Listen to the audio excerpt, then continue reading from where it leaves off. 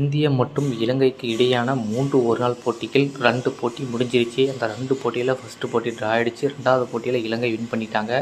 1வது போட்டியில் அசரங்காவுக்கு பயங்கரமாக காயம் ஏற்பட்டதுனால தற்பொழுது அவர் இந்த தொடரிலிருந்து விலகி இருப்பதாக ஒரு தகவல் வெளியாயிருக்கு. ஸோ அது மட்டும் இல்லாமல் இப்போது அவர் இல்லாமலே இருக்கக்கூடிய மற்ற பவுலர்ஸ் எல்லாமே இந்தியாவுக்கு ஆட்டம் காட்டிட்டு வந்துட்டுருக்காங்க. அவர் இருந்தாருன்னா இன்னும் பயங்கரமாக ஆட்டம் காட்டுவார். அவருக்கு பதிலாக தாங்க இந்த வேண்டஸ் என்றவர் உள்ளே வந்தார். வந்த உடனே மேட்சை டோட்டலாக மாற்றிட்டாருங்க. இந்தியாவே வாயை அடைக்க வச்சவங்க எல்லாருமே ஆஃப் பண்ணிட்டாங்க. ஏன்னா அந்தளவுக்கு இந்த T20யில் 3 மேட்ச் வின் பண்ணிவிட்டு ஆட்டம் போட்டவங்க எல்லாருக்குமே பல்பு கொடுத்தாங்க. ஸோ இந்த மாதிரி பல்பு யாருமே கொடுக்கலங்க. ஏன்னா ஓவருக்கு ஒரு விக்கெட்டுங்க, 6 விக்கெட்டு எடுக்கிறாரு அவர் ஸ்பின்னரு. இன்னொரு பக்கம் அசலாங்க சும்மா போட்டு 3 விக்கெட் எடுக்கிறாரு. என்ன தான் நடக்குது, இந்தியா என்ன தான் ஆச்சு, எப்படி இப்படி விக்கெட்டை ஸ்பின்னருக்கு விட்றாங்க அப்படின்னு யாருமே நினச்சி கூட பார்க்கல. கண்டிப்பாக எல்லா ஃபேன்ஸுமே உச்சக்கட்ட கோபத்தில் இருக்காங்க இந்தியா மேலே. என்னடா கிரிக்கெட் ஆடுறாங்க இவங்க, இப்படி ஆடுறாங்க, சும்மா போயிட்டு இந்த ஸ்பின்னர்ஸுக்கு போய் இப்படி விக்கெட்டை விட்டு வராங்களே அப்படின்னு சொல்லிட்டு தெரிக்க விட்றாங்க எல்லாருமே. இனிமேல் இந்தியா என்னத்துக்காக போகிறாங்க தெரியல. ஏன்னா இதுக்கு கம்பீர் வந்தவொடனே கோச் என்னடா கோச் அவன் இப்படி பண்ணுறானே, வந்த 2 மேட்சுமே இப்படி பல்ப் வாங்குறாங்களே அப்படின்ட்டு மக்கள் ஒரு பக்கம் சொல்லிகிட்டு இருக்காங்க, கமெண்ட் பண்ணிகிட்டு இருக்காங்க.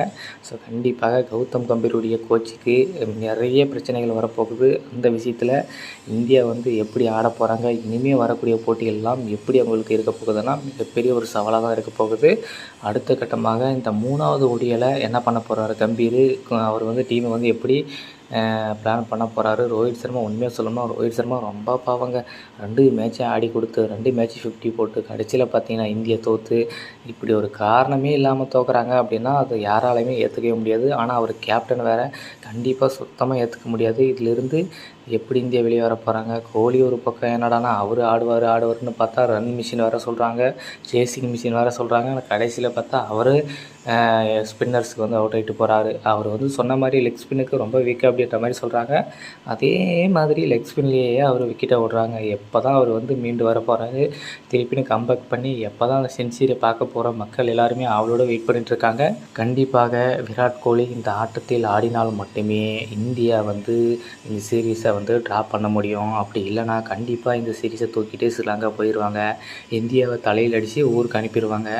ஒன்றுமே பண்ண முடியாது. அவங்க சும்மாவே ஆடுவாங்க. ஜெயிச்சிட்டாங்கன்னா இப்போ சொல்லவே வேணும், கமெண்ட்டாக பண்ணி அவங்க இந்தியாவை வச்சு செஞ்சுருவாங்க. ஸோ இந்தியா இந்த மேட்ச் 3வது ஓடிய மேட்ச்சில் கண்டிப்பாக வின் பண்ணி ஆகணும். அதுக்கு என்னென்ன பிளான்ன்றது கம்பீர் கண்டிப்பாக பிளான் போட்டிருப்பாரு. ரோஹித் சர்மா எக்ஸிக்யூட் பண்ணுவார். ஆனால் மற்ற பிளேயர்ஸ் யாருமே சப்போர்ட் பண்ண மாட்டாங்க. ஸோ இப்படி தான் நடக்க போகுது. பார்க்கலாம் என்ன நடக்க போகுது அப்படின்னு.